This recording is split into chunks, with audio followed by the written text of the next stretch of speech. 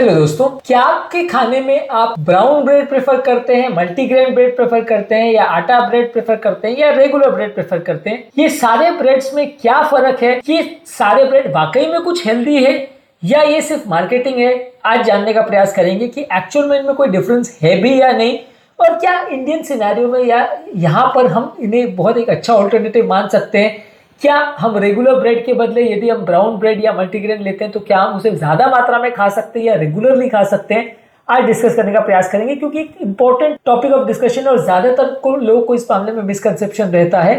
ज्यादातर ये सारी चीजें आपको ऑनलाइन भी डिस्कस करने में ज्यादातर नहीं मिलती कि इनमें से कौन सा हेल्दी है कौन सा नहीं। तो आज हम ये सारे मिथ्स को बस्ट करने का प्रयास करेंगे। टॉपिक पर जाने से पहले जो लोग हमारे चैनल पर नए हैं उन्हें रिक्वेस्ट करूंगा कि चैनल को सब्सक्राइब करें, क्योंकि इस तरह का साइंटिफिकली यूजफुल और हेल्दी कंटेंट हम आपके लिए लाते रहते हैं। टॉपिक के दौरान कुछ इंटरेस्टिंग साइंटिफिक फैक्ट्स, कुछ प्रैक्टिकल यूटिलिटी की बातें और कुछ साइंटिफिक कंटेंट आपके लाऊंगा। स्टे बने रहिए हमारे साथ एंड तक। वीडियोस को फ्रेंड्स फैमिली के साथ शेयर भी करिए, क्योंकि किसी की जिंदगी बचाने और बदलने में उपयोगी हो सकता है। यदि आपको हमारा कंटेंट यूजफुल लगता है तो इस पर जो आपको पॉजिटिव कमेंट लगे वो जरूर करिए। आपके कमेंट्स हमारे लिए इंस्पिरेशन और मोटिवेशन का काम करते हैं।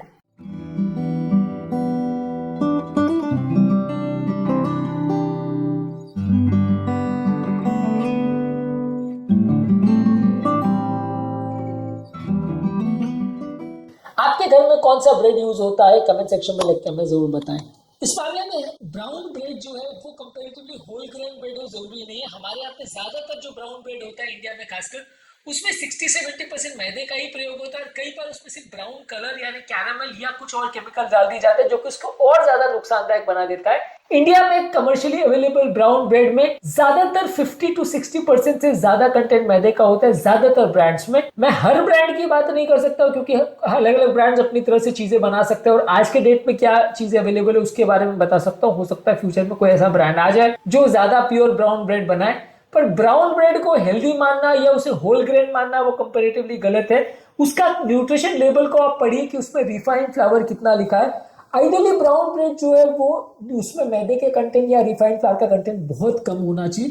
पर एक्चुअल में प्रॉब्लम ये है कि जो प्योर ब्राउन ब्रेड होता है वो कई बार लोगों को टेस्ट में बहुत खराब लगता है। ज्यादातर जो भी आप डिशेस ब्रेड के साथ बनाते हैं, चाहे वो बेकरी के कोई भी प्रोडक्ट्स हो या आपके घर का कोई भी डिश हो, ज्यादातर लोगों को ब्राउन ब्रेड का टेस्ट उतना पसंद नहीं आता जो कि एक्चुअल ब्राउन ब्रेड होता है।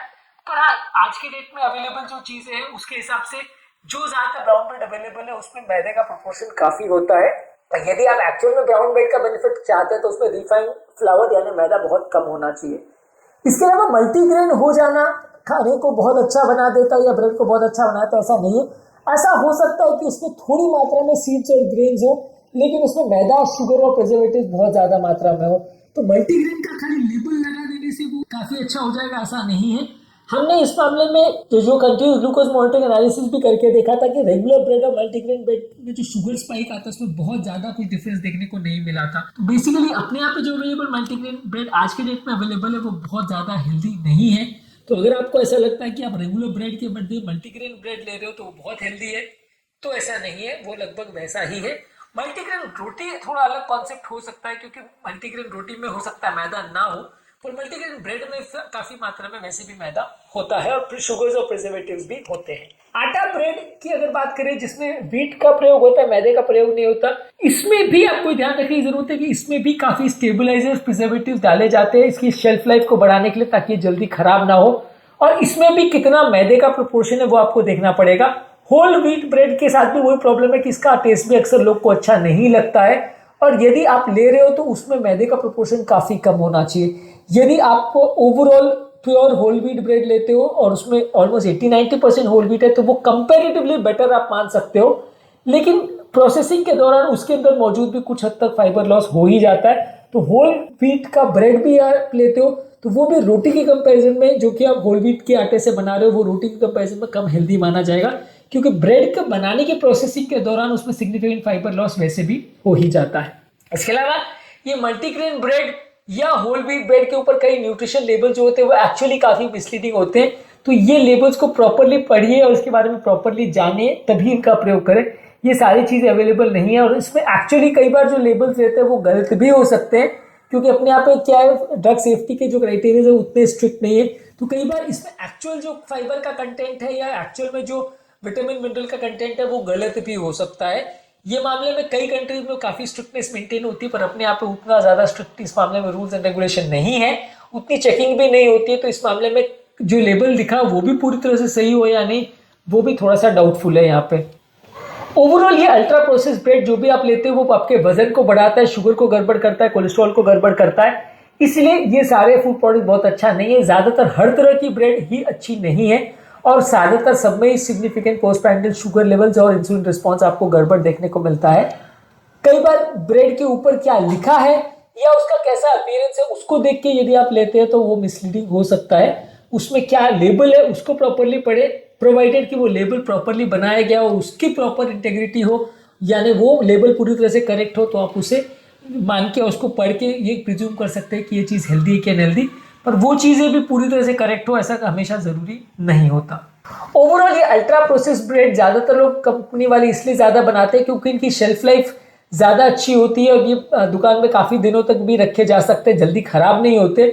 और इनकी शेल्फ लाइफ बढ़ाने के लिए कई तरह के प्रिजर्वेटिव्स और केमिकल डाले जाते हैं चूँकि इसके माइक्रो न्यूट्रिएंट्स और एंटीऑक्सीडेंट्स को कम करते हैं, इसलिए ये ब्रेड्स कई बार प्रोसेस्ड होने की वजह से उतने हेल्दी नहीं होते हैं। इसमें कई बार एक्स्ट्रा मात्रा में थोड़ा सॉल्ट और हाइड्रोजनेटेड ऑयल्स और पाम ऑयल्स और ट्रांस फैट्स भी एडेड होते हैं जो कि इसको और ज़्यादा अनहेल्दी बनाते हैं।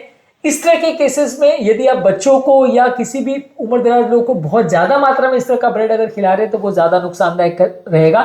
थोड़ी मात्रा में अगर खिलाते हैं तो कम नुकसान होगा। कितना ज़्यादा मात्रा में बच्चा या उम्र दराज लोग उसे खाते हैं उनको उस कंपेरिजन में ज़्यादा नुकसान होने के चांस रहते हैं।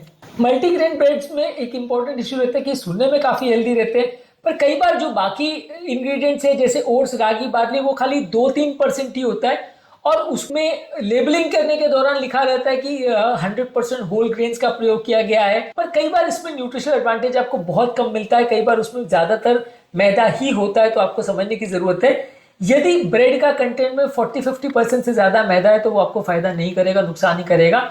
और ये ध्यान रखने की जरूरत है कि मैदे के बिना वाली ब्रेड अक्सर लोग को अच्छी भी नहीं लगती, तो अगर आप वैसा ब्रेड ले रहे हो तो आप ये देख लो कि आपको उसका टेस्ट सूट करता भी है नहीं, क्योंकि कई बार वो सारी चीजें जो आप लेते हो लेकिन वो आपकी डिशेस के टेस्ट को सूट नहीं करता, तो आपको कई बार वो भले हेल्दी ज्यादा हो होल ग्रेन का ब्रेड या मल्टीग्रेन का ब्रेड, लेकिन वो आपको टेस्ट वाइज भी सूट करे ऐसा जरूरी नहीं। कई अल्ट्रा प्रोसेस फूड प्रोडक्ट जिसमें ब्रेड इंक्लूडेड है उसमें एमल्सिफायर्स, प्रिजर्वेटिव्स, एसिडिटी रेगुलेटर्स, डफ enhancers, added sugars, vegetable oils और हाइड्रोजनेटेड ऑयल्स, ये सारी चीजें डाली जाती है। इसमें आप कंटेंट में पढ़ सकते हैं E472 ये बेसिकली इमल्सिफायर है, E471 ये बेसिकली स्टेबलाइजर है, E300 ये डफ इम्प्रोवाइजर है। इसके अलावा कैल्शियम प्रोपोनेट ये E272 इसका लेबल रहता है। इसके अलावा added sugar, high fructose syrup और वेजिटेबल शॉर्टनिंग, ये सारी आपके इंग्रेडिएंट लिस्ट में हो सकती है। जितना ज्यादा ये कंटेंट है उतना ज्यादा ये नुकसानदायक रहता है। ऑन एन एवरेज ज्यादातर कमर्शियली अवेलेबल ब्रेड्स में 2 से 6 ग्राम शुगर पर स्लाइस अवेलेबल रहता है। कई बार कई ब्रेड्स पे ऊपर से ये भी लिखा रहता है कि इसमें फाइबर कंटेंट बहुत अच्छा है, इसमें होल ग्रेन ब्रेड है। ज्यादातर अगर फाइबर कंटेंट अच्छा है तो हर स्लाइस में ऑन एन एवरेज 3 ग्राम से ज्यादा फाइबर होना चाहिए, तभी उसका फाइबर कंटेंट को आप सिग्निफिकेंट मान सकते हो। अदरवाइज अगर उसमें ऊपर से लिख दिया कि इसमें फाइबर भी डाला गया है तो कितना फाइबर डाला गया है वो आपको देखने की जरूरत है। ब्रेड ज्यादातर आपके शुगर लेवल्स को बहुत ज्यादा बढ़ाते हैं, हंगर और क्रेविंग्स को बढ़ाते हैं, इंसुलिन लोड को बढ़ाते हैं और इनसे डायबिटीज और बेली फैट के बढ़ने का ज्यादातर चांस रहता है। इसलिए सिर्फ कलर देख के उसको परचेज ना करें, क्योंकि कई बार ये कलर ऊपर से डाला जाता है जो कि बिल्कुल भी हेल्दी नहीं होता, ये इसका नेचुरल कलर नहीं होता है। इनफैक्ट वो कलर में मौजूद केमिकल आपके लिए और नुकसानदायक भी हो सकता है। मल्टीग्रेन होने का भी ये बिल्कुल मतलब नहीं है कि उसमें सारा होल ग्रेन है, कई बार वो सारे ग्रेन्स भी कम मात्रा में रहते हैं और वो ग्रेन्स भी कई बार पॉलिश्ड या रिफाइंड हो सकते हैं, जिससे आपको कोई एक्स्ट्रा बेनिफिट नहीं मिलता है। हमेशा ध्यान रखिए कि अगर 100% होल व्हीट का ब्रेड या होल ग्रेन का ब्रेड ले रहे हो तो वो अच्छा है, उसमें बिल्कुल मैदा या रिफाइंड फ्लावर नहीं होना चाहिए, कोई शुगर, प्रिजर्वेटिव्स और एडेड ऑयल्स नहीं होना चाहिए।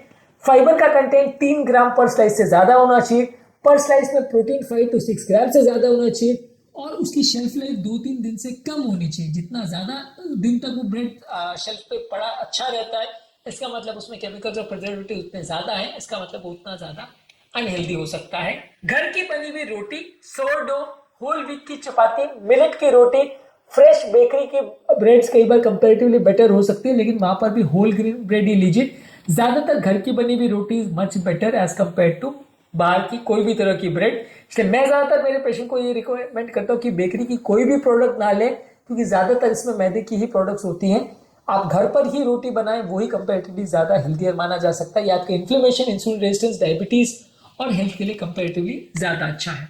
हमारे इस मामले में फाइनल वर्डिक्ट ये है कि ज़्यादातर कोई भी प्रोडक्ट जो घर पर बनाया हुआ है वो ज़्यादातर वही खाएं। बेकरी की बनी हुई ज़्यादातर ब्रेड्स आपके लिए हेल्दी नहीं है, और अगर आप ले भी रहे हो तो प्रॉपरली उनका लेबल को पढ़िए। ज़्यादातर केस में बहुत मिसलीडिंग आपको क्लेम्स मिलेंगे और एक्चुअल में वो फायदे के बदले नुकसान करेंगे। तो अगली बार जब आप ब्रेड खरीदने जाएं तो प्रॉपरली उसका लेबल पढ़ें और सिर्फ मिसलीडिंग क्लेम्स को देखकर उनको परचेज ना करें। उम्मीद करूंगा कि आज के टॉपिक में कुछ नई बातें जानने को मिली होगी। जो लोग हमारे चैनल पर नए, उन्हें रिक्वेस्ट करूंगा कि चैनल को सब्सक्राइब करें। हमारे चैनल का पर्पस है लोगों को हेल्दी बनाना, और इस मिशन में आप हमारे सहभागी बन सकते हैं चैनल को सब्सक्राइब करके। यदि कंटेंट यूजफुल लगे तो फ्रेंड्स फैमिली के साथ इसे शेयर भी करें, क्योंकि किसी की जिंदगी बचाने और बदलने के लिए उपयोगी हो सकता है। आपके कमेंट्स हमें जानने में मदद करते हैं कि आपको हमारा कंटेंट कैसा लग रहा है, प्लस हमारे लिए मोटिवेशन और इंस्पिरेशन का भी काम करते हैं। इसलिए वीडियोस को देखते रहिए, शेयर करते रहिए और हेल्थ के सफर में आगे बढ़ते रहिए।